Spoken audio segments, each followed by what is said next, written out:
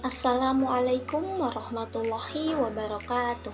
Sebelumnya, perkenalkan nama saya Elviana Sukmawati dengan NIM 2114140218 dari program studi akuntansi syariah semester 2 akan memaparkan materi yang berjudul Konspirasi Perekonomian di Dunia sebagai tugas ujian akhir semester mata kuliah Ekonomi Mikro dan Makro Islam dengan dosen pengampu Ibu Ayu Azhara MM.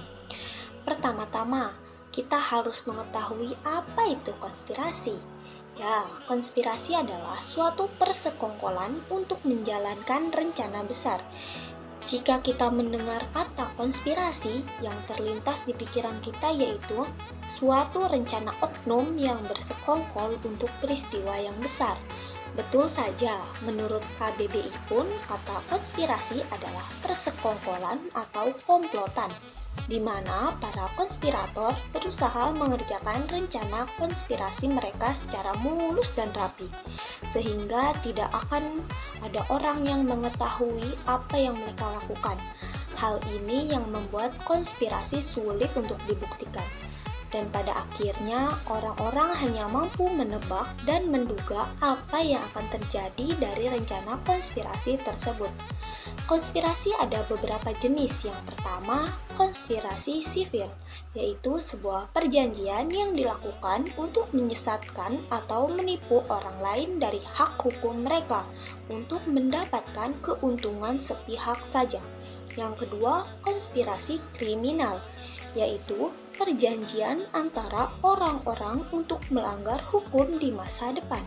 Dan yang ketiga, konspirasi politikal, yaitu kesepakatan antara orang-orang dengan tujuan mendapatkan kekuatan politik atau memenuhi tujuan politik.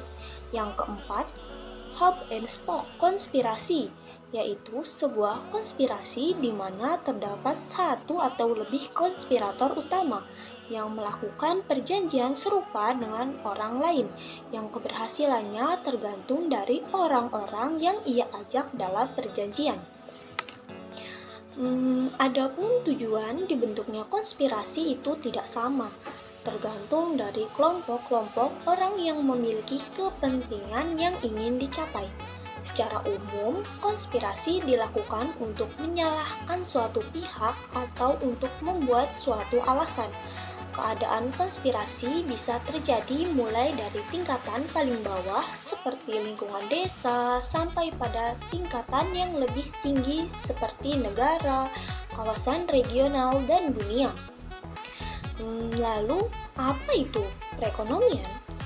Perekonomian adalah serangkaian besar kegiatan produksi dan konsumsi yang saling berkaitan, membantu dalam menentukan bagaimana sumber daya yang langka dialokasikan.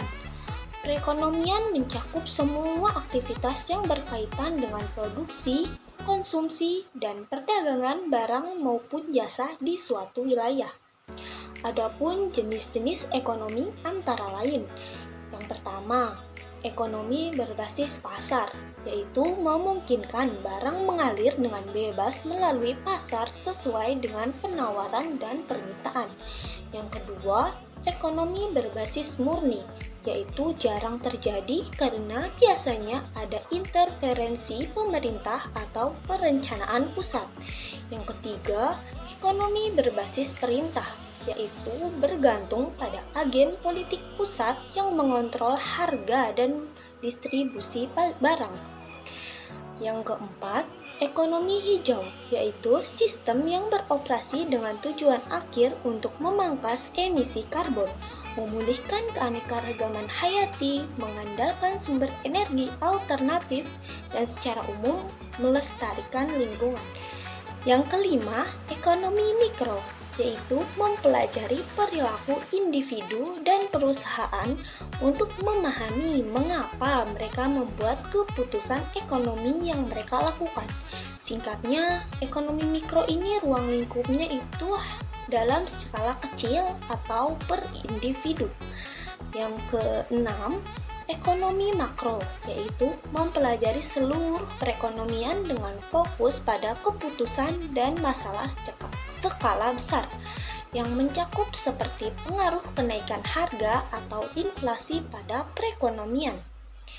Nah, setelah menjabarkan pengertian dan beberapa jenis dari konspirasi dan perekonomian, jadi konspirasi perekonomian di dunia yaitu persekongkolan para konspirator dalam bidang perekonomian untuk menjalankan suatu rencana yang besar berhubungan dengan perekonomian tingkat dunia.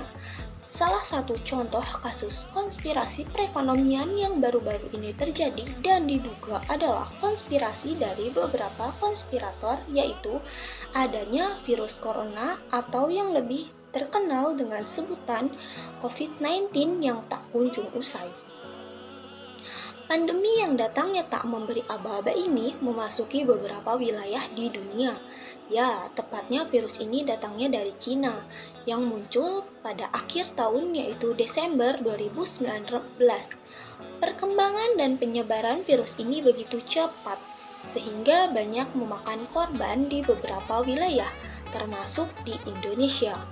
Kemudian, pemerintah pun berupaya mencari solusinya dengan menerapkan protokol kesehatan, yaitu dengan menggunakan masker, menjaga jarak, dan selalu mencuci tangan. Penyebaran virus ini pun cepat atau lambat akan berdampak pada perekonomian di dunia. Sejumlah negara di dunia telah memprediksi bahwa pertumbuhan ekonomi akan ambruk dan cenderung negatif. Akibatnya dapat mengalami resesi. Selain itu, IMF juga mengeluarkan pernyataan bahwa menurut proyeksinya bahwa 170 negara akan mengalami pendapatan per kapita negatif.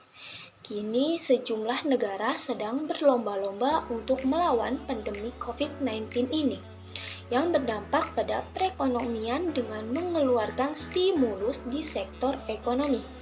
Pemerintah berupaya penuh hingga menyalurkan bantuan, baik melalui sembako maupun uang tunai. Namun di beberapa kasus justru menimbulkan kontroversi yang mana mengingat dulunya warga yang berstatus menengah ke atas kini tiba-tiba sekarang anjlok dan harus menepati posisi menengah ke bawah dikarenakan kehilangan pekerjaan dan pendapatan selama masa pandemi. Mengingat status kedaruratan dunia saat ini dikarenakan sudah berjalan beberapa bulan, bahkan bertahun, COVID-19 yang tak kunjung usai ini kini menghadirkan polemik tersendiri yang justru menuai kontroversi. Apalagi kini pemerintah mewajibkan masyarakatnya untuk vaksin. Konspirasi utama yang ada yaitu WHO dan konspirator lain adalah pihak-pihak industri farmasi yang akan mendapatkan keuntungan besar dari terjadinya pandemi ini. Selama dua faktor itu masih merajai, maka pandemi tetap akan terjadi. Sekarang dunia protes bahwa mereka dianggap tidak transparan pada masyarakatnya.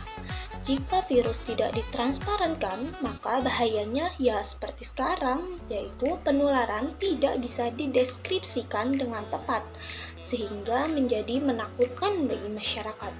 WHO pun menganggap ini sebagai pandemi, maka terjadilah hal-hal yang menakutkan di tingkat dunia. WHO dianggap gagap tidak mampu menghadapi pandemi COVID-19 ini. Jadi, dapat diambil kesimpulannya yaitu konspirasi itu persekongkolan beberapa konspirator yang bertujuan untuk mencari keuntungan sepihak dan cenderung mengakibatkan kerugian pada orang lain. Konspirasi ini salah satunya dapat dilakukan di sektor perekonomian tingkat dunia. Seperti pada pemaparan materi tadi, konspirasi yang terjadi dengan timbulnya virus corona di dunia ini diduga konspirasi yang dilakukan oleh WHO dan konspirator lainnya. Sekian pemaparan tentang konspirasi perekonomian di dunia dari saya. Kurang dan lebihnya saya mohon maaf. Assalamualaikum warahmatullahi wabarakatuh.